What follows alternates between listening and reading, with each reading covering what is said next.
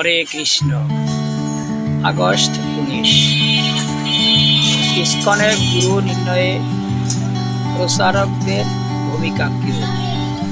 ইসকনে আমাদের অনেক গুরু রয়েছে এবং আমরা ভক্তদের তার ইচ্ছা অনুযায়ী গুরু পছন্দ করে নিতে দিয়ে থাকি।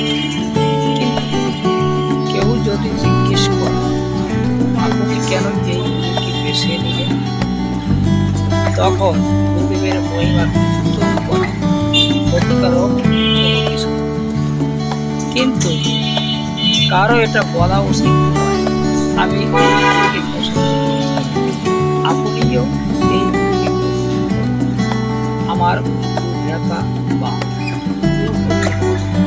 এরকম প্রচারক কারো যারা বলে আপনারা এই গুরুর আশ্রয় করুন অথবা ওই গুরুর আশ্রয় করুন, এক্ষেত্রে বিষয়টি রাজনৈতিক পর্যায়ে ছিল। আগস্ট 2010 শ্রীরাম মায়াপুর। হরে কৃষ্ণ।